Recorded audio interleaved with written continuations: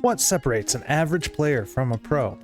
How would someone get better at the game or be able to get clips like this? You pushed the wrong way! No! Damn it! You pushed the wrong way, bro! Oh my god. No, my mask broke. Hey, so is ours. So is ours.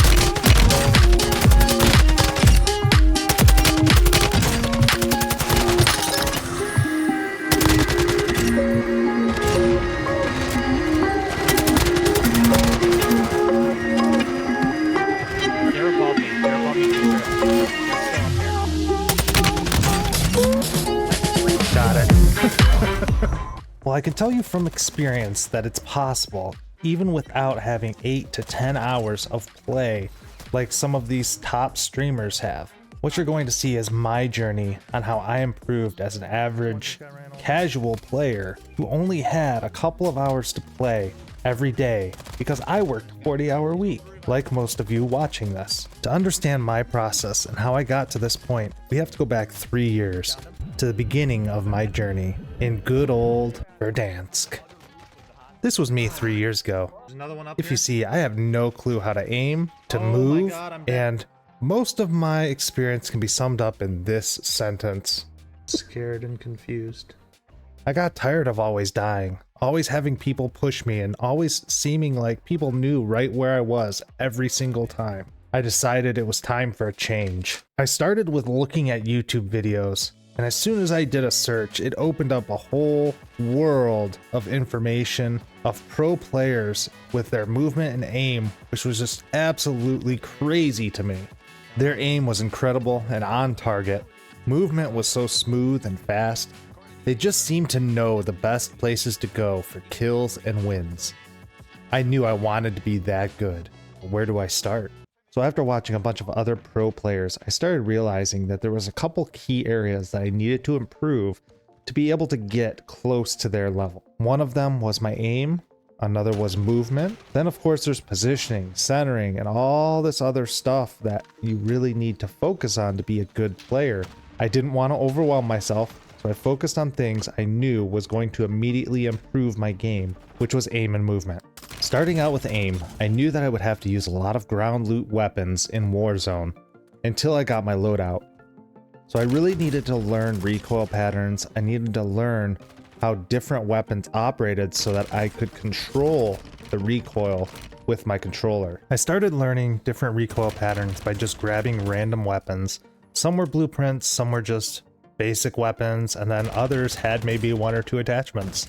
Just anything that I could possibly think that I might find in Warzone as a loot. And then I went into a map and just picked some targets and started shooting at them until I was very effective with getting on target and my aim wasn't all over the place. Once I got to that point, I started incorporating jumping into it. And back in the days of Verdansk when you could slide cancel, I would do slide canceling, bunny hopping, and other movement with shooting so I could make sure that when I go to use those movements, I'm able to still be on target while throwing off the other person's aim. Once I got good enough with my aim with static targets, I started incorporating bots. And I wouldn't just run around and shoot bots. I actually would load in, and before I went to shoot a bot, I would incorporate some sort of movement, whether it's a jump, a slide, whatever I'm doing or trying to learn at the time. Maybe snaking to try and figure out where the bot is exactly. And there is a couple of different settings that I would change to make the bots more like other players in Warzone. I would turn things on like headshot only so that it would force me to aim higher to get the high damage areas. I would also turn on the radar always on, which is going to simulate having a UAV in game so that I'm looking for those pings, figuring out where the bots are, and building muscle memory so that I do this when I load into a Warzone match.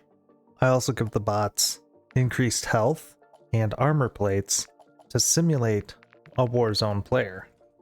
Another thing that really helped me improve was that I was able to start recording my games. Since I was streaming to Twitch, I was able to go back and watch my deaths.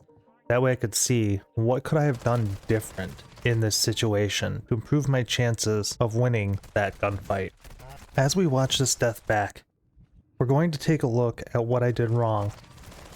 Knowing that the UAV is up, if I would have taken a quick glance at the minimap, I would have seen that there was people out back here, knowing that I would not have been safe going that way.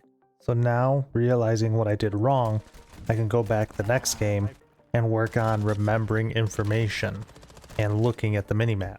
Another thing that recording my gameplay helped me with was that I was able to compare it to what the pros were doing.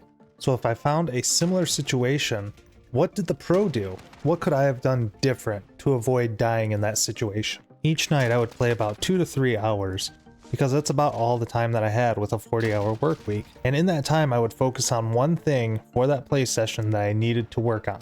So if it was centering, I would focus very heavily on centering that night. Try to build up that muscle memory, so when I'm just playing, I've already got the centering and I don't have to think about it. When you change something and you try to improve, you actively have to think about it until you build up that muscle memory. So I find that it helps just focusing on one thing, especially if you don't have a lot of time to be able to practice. So using these tips, I was able to go from a 0.3 KD up to a 1.3 KD, which is a huge improvement and above average. But then I hit a plateau. I would get a bunch of kills in a game, but I would also die a whole bunch of times. And every time I would blame either the game or somebody cheating, and it kept me from being able to progress further. The problem I ran into when I plateaued here was the fact that I was blaming other people and blaming the game when it wasn't anything to do with the game or the people. It was my inadequacy. I realized that you won't improve by blaming someone else. And at that point, I made a commitment to get better every day.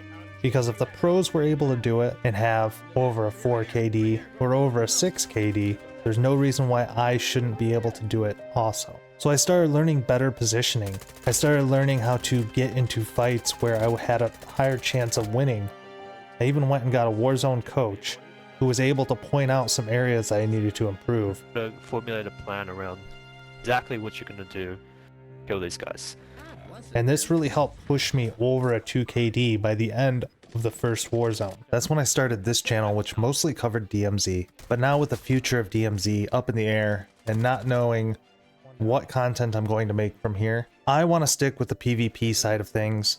So we're going to be doing DMZ and Warzone on this channel. And my goal is to help everyone out. That's been the goal from the very beginning of the channel. I'm going to share my steps in this journey to get better at Warzone on this channel. So if that's something you're interested in, definitely hit that sub button down below so that you don't miss any of the Warzone tip videos that you will be seeing on this channel. And if DMZ is still your thing, well, I'm still going to be covering that also, at least until they completely shut down the servers. I want the Warzone streams to be an interactive thing. So when you come in and are watching, I'm going to try and explain what exactly I'm thinking, what I'm doing, and when I die, we're going to talk about what I could have done differently. So that way, when you load into a game, you can have this in your mind. Hey, this happened in this situation. Maybe I can do things differently. So by sharing my improvement journey, I'm hoping that it will help you improve and we can all get better together. I'm ZandomGaming, and this is just the start of our journey together to improve at Warzone and DMZ. You guys have masks or use them all?